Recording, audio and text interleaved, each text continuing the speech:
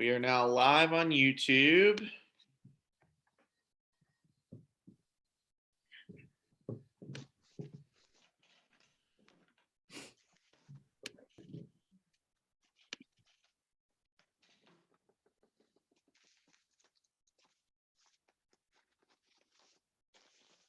Hello, council member.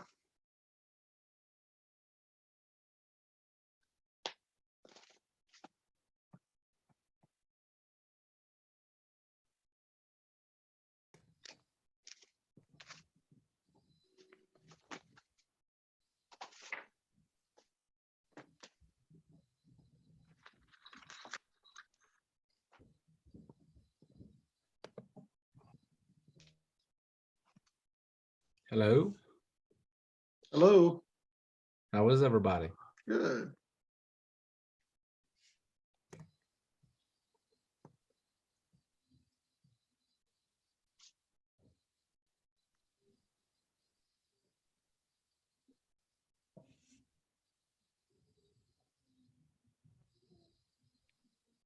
Okay.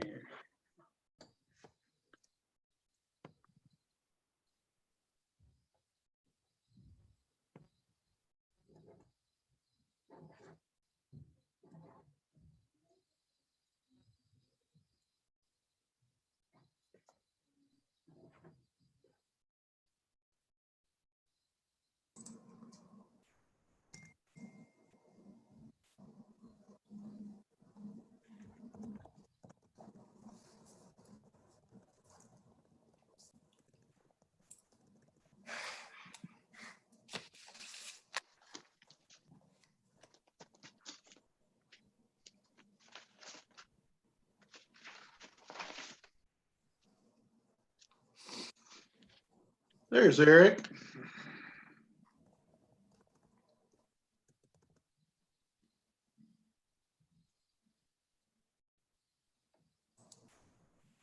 Hey, Eric. Hey, Eric. Hey, everybody. How are you? It looks like everybody's here. I'm the last one. Dang. I think, is this everybody? I think William Downey. I think Is TJ subbing in for William? TJ's here for Corey Doyle, actually. Okay. Ed Quinn. I thought Craig might have changed that to Ed Quinn. Right. Ed Quinn with RJ Corman is on the list as well. So that would be the only person I think that we still don't have. I know Ed's right-hand man, William Downey, had emailed and said he was working on the questionnaire. Craig, I don't know if you've heard from him on whether or not he could participate today. I can check just to see if I received anything from him. Bear with me one moment. Eric, I would suggest, since it's 3 o'clock, if you want to, Quinn's got a statement he needs to read, a disclaimer at the start, and then we Okay. go ahead and start, and then maybe they can hopefully join in. Sounds great. Quinn, take it off. Take off. Yes, sir. I certainly can. And looks like Ed Quinn has just joined us anyway. So I will read that statement. Due to the COVID-19 pandemic, state of emergency, and Governor Beshear's executive orders regarding social distancing, this meeting is being held via teleconference pursuant to Senate Bill 150, as signed by the governor on March 30th, 2020, and Attorney General Opinion 20-05, and in accordance with KRS 61.826, because it is not feasible to offer a primary physical location for the meeting. Is that it? That's it, and that's the last time I have to say it today. I've said it like 7 times, so Check that. I'm happy about that. Mary Quinn, did you want to start us off? I just wanted to say hello and thank you very much for each of you making the time to do this afternoon. It's an important step that we're taking, and I'm grateful to be talking about recovery, even if it's a phased recovery. A special thank you to Councilmember Maloney for joining us on today's call. We appreciate your engagement and participation. And Arnold Davis, who will wave to you in her little Brady Bunch box. She is my right hand taking notes. So between Craig and Aaron, we'll make sure that all of your feedback and input is accounted for, and we're, again, really appreciative. So with that, Eric, I'm going to turn it over to you. Okay, well, thank you. And thanks everybody for joining us, particularly on a Friday afternoon. I'm sure no one's probably all that excited about that, but this was the time we could do it. And I wanted to give us a little bit of time to prepare whatever we have to prepare, because as I understand it, I think the mayor's looking for some response from all the subcommittees by next Friday, I believe at the latest. So I thought what we would do initially here is talk a little bit about what's going on in each of our sectors. Did everybody get the questions that the committee sent out? There was a series of about, what, 10 questions, 16 questions or so. If you didn't, I'll send those out after we get off this call again. And it really is meant probably more than anything for people to be thinking about this, about what's going to happen in your sector as we try to reopen the economy. And I think in some of our cases, at least in my case, and I think in others, we never really shut down. So what I thought we would do first off is maybe go around and tell everybody a little bit about what's going on in your sector, whether you shut down or not, and then what you think you're going to be doing to start us back up. And I'll start if you want, but if anybody else doesn't want to start. Okay, I'll just start. So the airport never shut down, and it's been no doubt been a challenge for us for lots of reasons. If anybody's been out there recently, I mean, literally we have less than 100 people going through a day when we might have normally a couple thousand people, or maybe more than that. So it's been a challenge for us. We can't shut down because we're legally obligated to stay open for lots of reasons, more emergency related reasons than anything.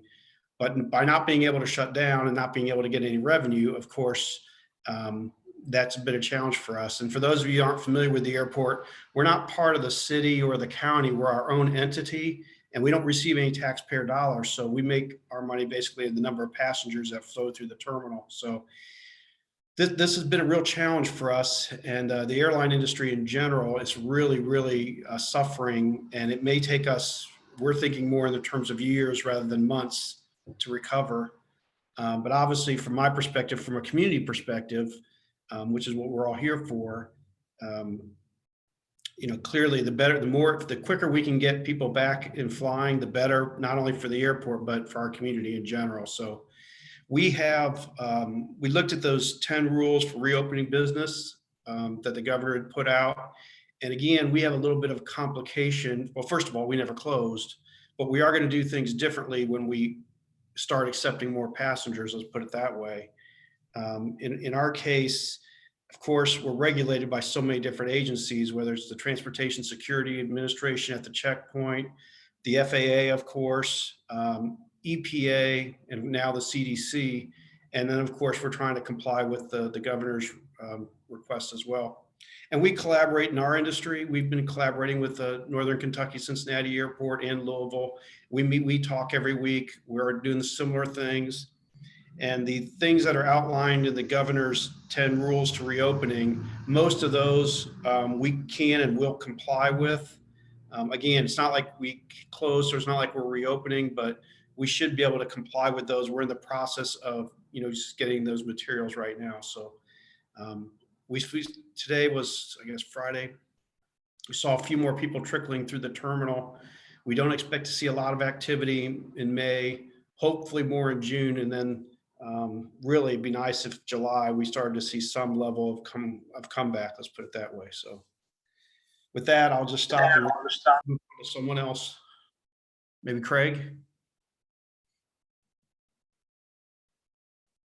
Hi, just by way of introduction, I think I've probably chatted with everybody over email, at least at this point, but my name is Craig Bentz. I'm with the mayor's office as part of the Office of the Chief Development Officer, and I'm staffing the committee. So if you have any questions as we go through the process over the next week, feel free to reach out to me.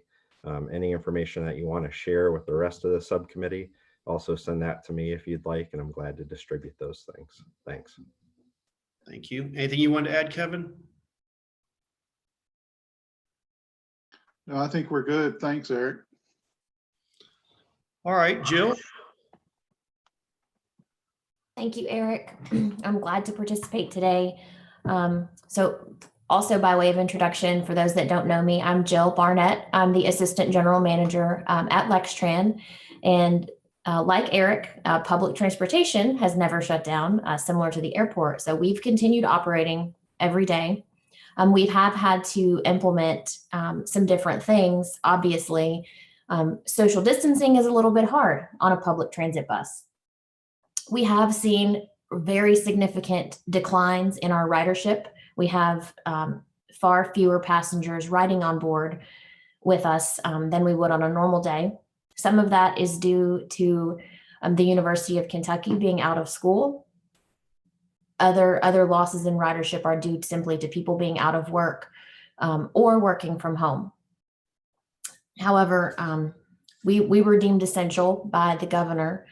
Lots of essential workers use our service. One slight challenge that we've seen, not super significant, but this is something that may ramp up, is that individuals who are restless, if you will, or cooped up at home, view riding the bus as something to do. So they might not be an essential person, and we've had to kind of monitor some of those people who are just riding around.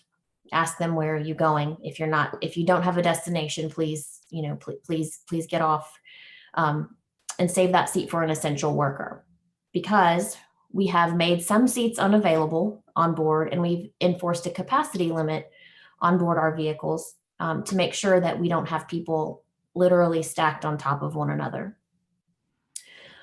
Over the past few weeks, we had closed down the waiting rooms at our downtown transit center, because that's another place that people tend to congregate. That is where the restrooms are. And we will be reopening the restrooms for people, but we have to enforce a capacity limit if people are in that room.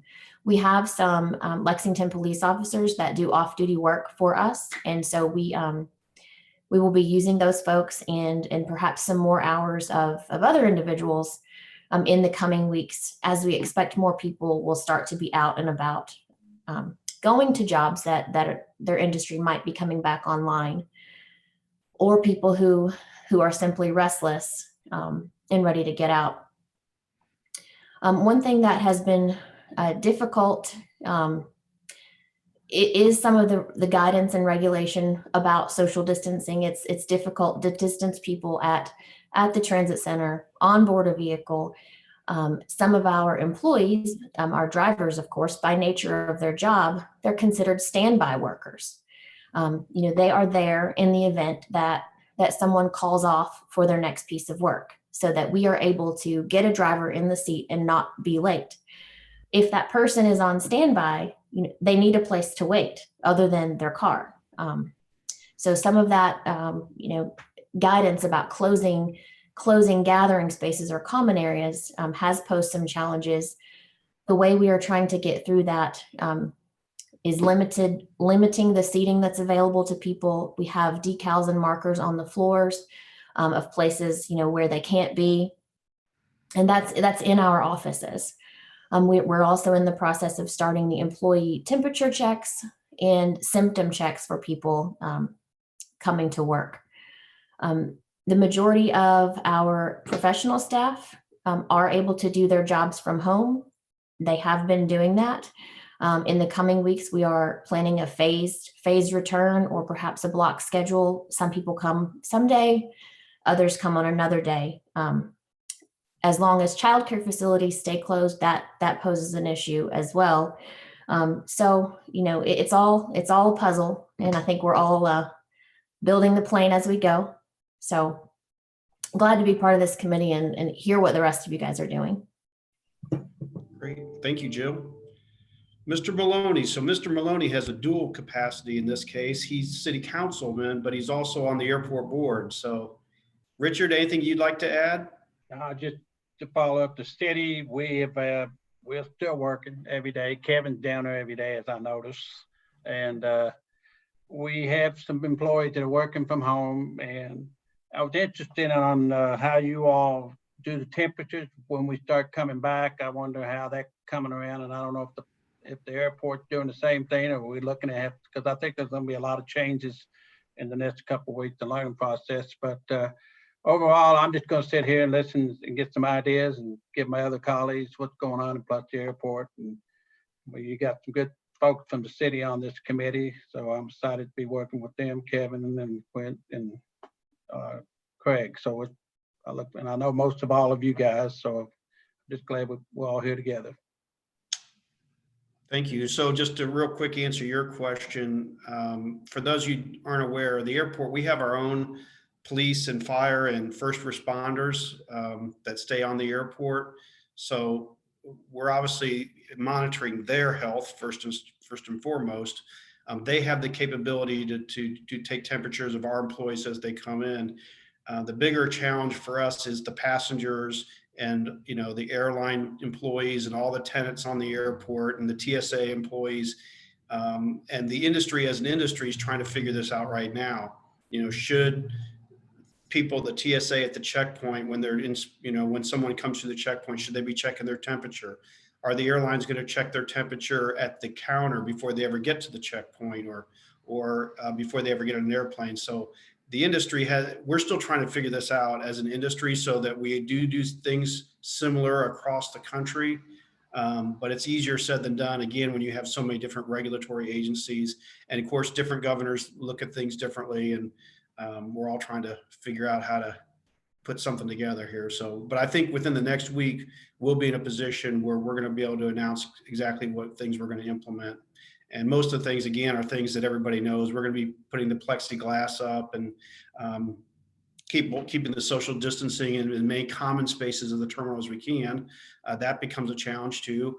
And same with our restaurants. We're going to try to follow the same kind of guidelines that any other restaurant would do in terms of keep social distancing inside a restaurant and that sort of thing. So we're still trying to figure that out. TJ, how are you? Hello, I'm good. How are you? Good, thanks. So obviously, for those of you that don't know me, I'm with Gold Chill Transportation. We're in the same boat as a lot of you. We never really close because we are deemed essential.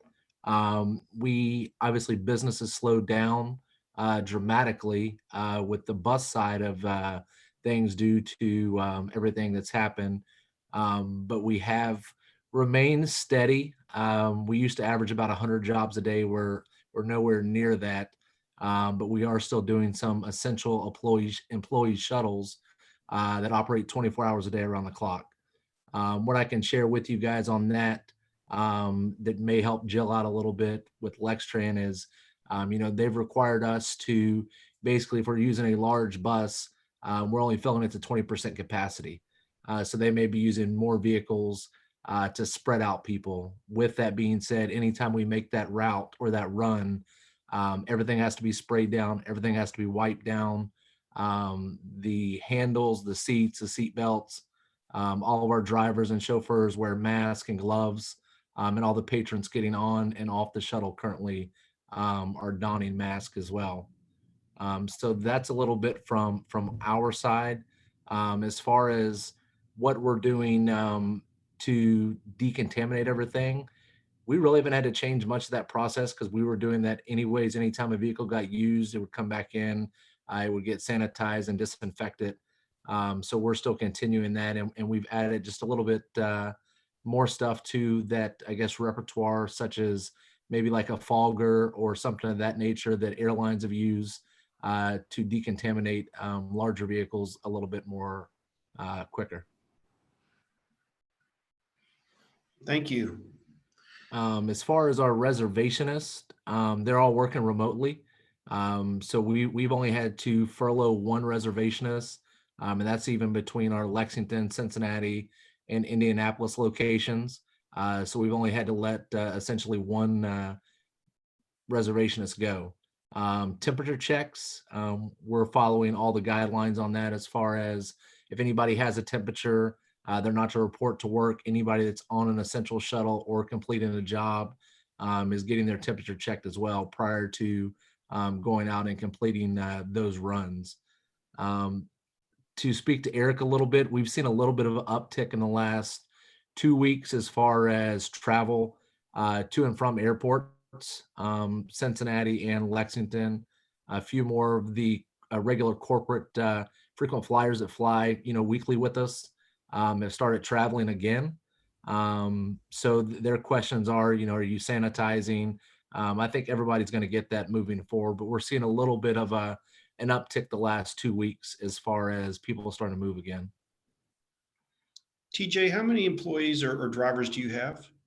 So employees total across in just Lexington or all 3 locations? I guess Lexington primarily. So Lexington, we would operate somewhere around 80 employees. And Jill, I didn't ask you that. How many employees do you guys, drivers, employees do you have? We have about 120. Okay. And obviously, since we're not running as much service, not as many of those folks are out day to day, but we have managed to somewhat reassign some of them, including to doing some bus sanitizing when the buses pull in at the transit center. They have about a 10-minute layover as long as they're on schedule. Some of those drivers who may not have a regularly assigned route right now are working down there, getting on those vehicles between trips, cleaning, wiping down, just doing everything they can to try to keep the operator safe, the passengers that are riding with us safe. Those vehicles are also cleaned every night, but just doing any little extra thing we can. Thank you. TJ, did you have anything else that you wanted to add? That's it, unless anybody has any questions. Okay, then we'll go on to Ed. What's going on with the rail world? There we go. Unmute myself there. Yeah, so I'm Ed Quinn. For RJ Corman Railroad Group based in Nicholasville. As far as Kentucky goes, our headquarters, we have minimal staff here. Most folks are working from home. We'll start staggering people back towards the end of this month. And then I know the child care system or child care facilities are opening up in the middle of June. So I'd say we'll be back in full swing, at least with folks on site here in Nicholasville. Our rail operations really didn't change much. Our volume actually is up across the rail system. Volume is actually down considerably from a year-over-year perspective. A lot of that has to do with auto and intermodal traffic. Ships aren't coming in, and the auto facilities have been shut down. That's a national thing. We do all the auto loading and auto shuttling for all 4 Toyota facilities. So that's about 400 people throughout all 4 of those facilities. Those come back online next week. That's been an interesting chore to work on how that works out. So distancing, we had to re-engineer some of our shuttle cars so folks weren't sitting right next to each other, et cetera. So that'll be good for Georgetown. There's over 100 employees there in Georgetown that'll come back to work. Our dinner train is shut down and really kind of shut down for the foreseeable future. I don't know how to do the social distancing on a passenger train like that. So we're not planning on opening that any sooner than August, and I'd say that's probably being very optimistic. But we're all in all, we're like a lot of you on this call. We're fortunate we're in the businesses we are, so at least we're all still working, although not as efficiently as we'd like to, and not in growth mode, but we're all still working. So that's what we have. Any questions for me? How many employees do you have in this area? Let's put it that way. Yeah. So we have about 1,700 employees total between Georgetown, Lexington, and Nicholasville. There's probably, I'm going to say there's a little less than 400 in Kentucky.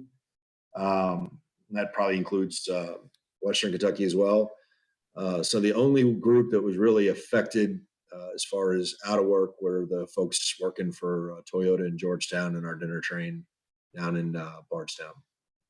Are they all coming into work, or do you have people working from home, or rotating schedules, or just? Yeah, all of those folks were displaced.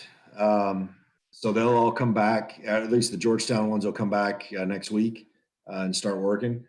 As far as office staff, administration, that sort of thing, 90% have been working from home. Okay. So, Mary Quinn, it seems like in this committee, we have, in fact, all four of us have been operating somewhat normal. But my guess is you still kind of want us to address those three questions, and we may have to modify the questions a little bit, given that none of us really shut down.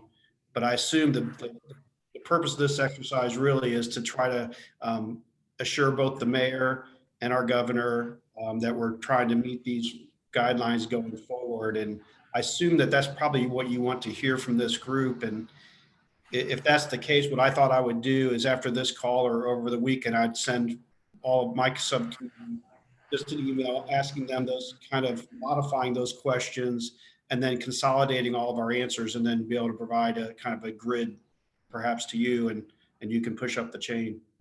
Absolutely. I think that would be outstanding. I think that what would probably be most informative is, for the sake of this blueprint, are exercises or additional safety measures that you'll be undertaking.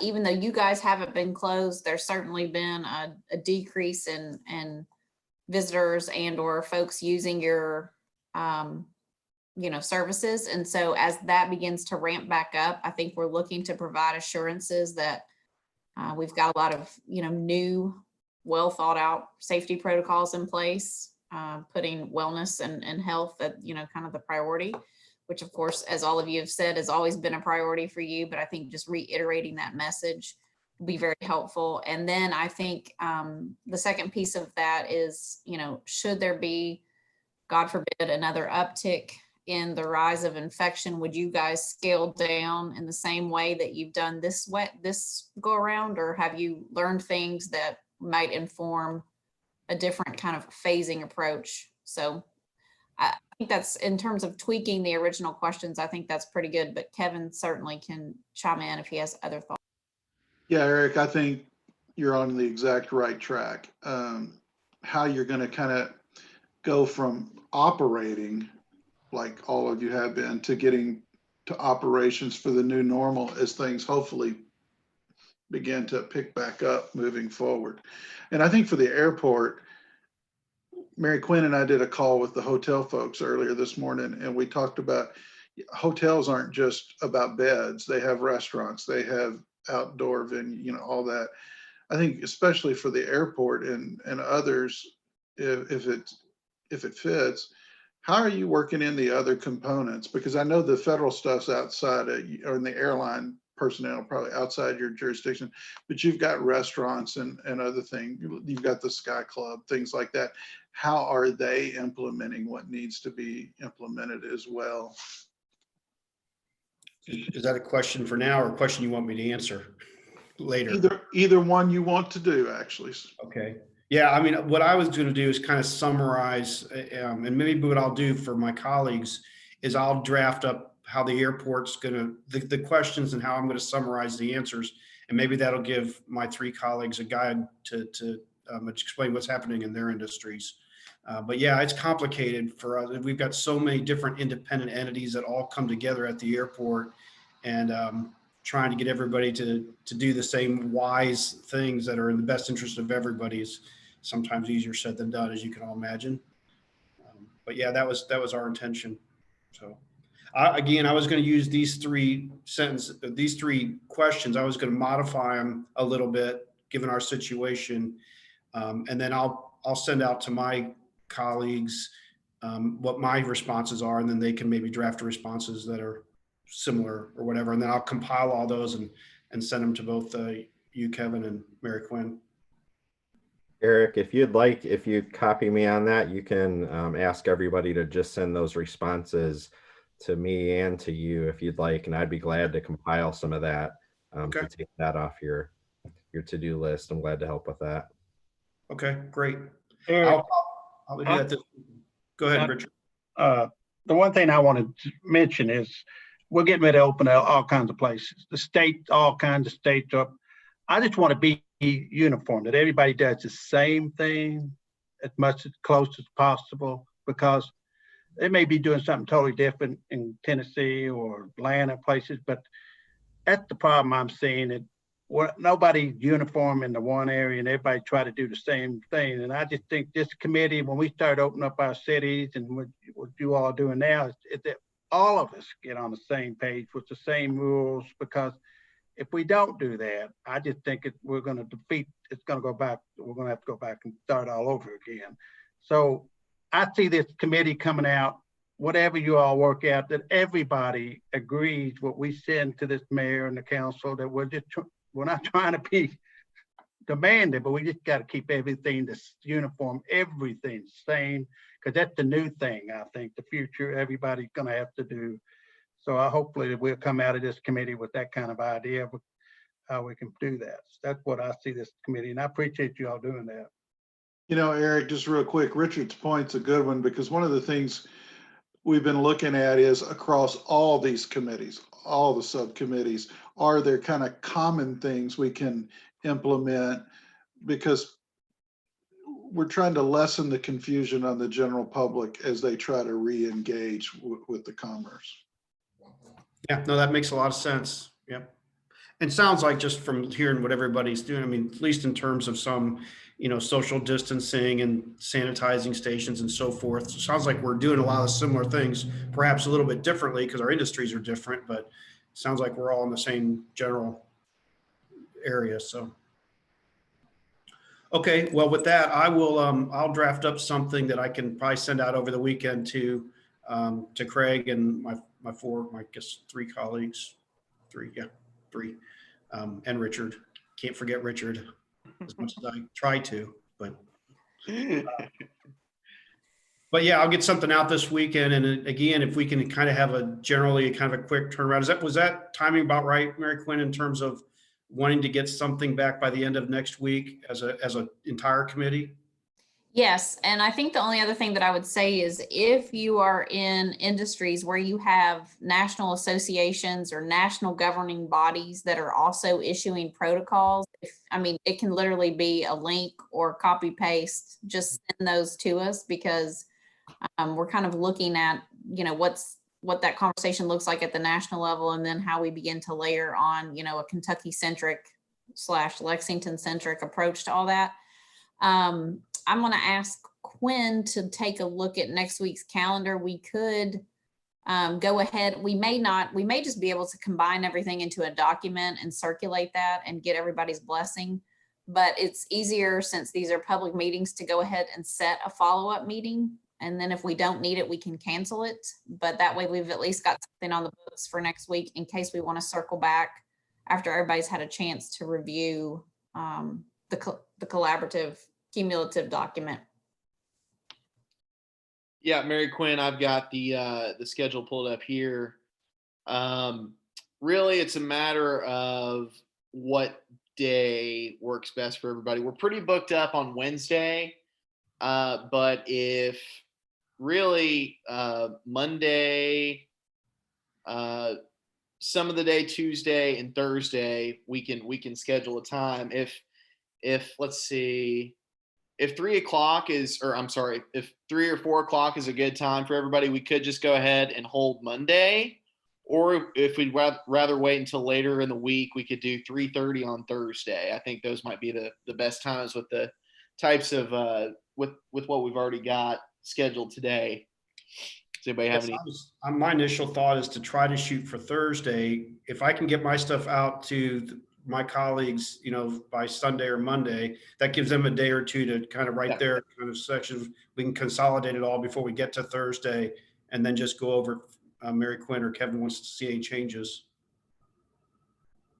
Yeah, I think that's great. Kevin, Mary Quinn, any issue with that? That's good with me. If it's good with Mary Quinn, yeah. Excellent. What time Thursday? I think we said 3:30, or we could do 4, whichever works best. It's up to the group. 3:30 works for me. Sounds good to me. Perfect. Are you going to send out a calendar invite, Craig? Craig or will. Craig? Craig, I think Craig, you're you're muted. on mute. Oh, sorry about that. Yeah, I'll send out a meeting invite with background information before we get to the meeting. I'll probably send that out on Monday. Sounds good. Perfect. Anything else? I don't think I have anything else. You guys will probably get an email from me over the weekend sometime. Perfect. Thanks, Appreciate it. Eric. Thanks, Thank everybody. Appreciate you all being on the call today. Thank you. See you later. Thanks, everybody. Thank you.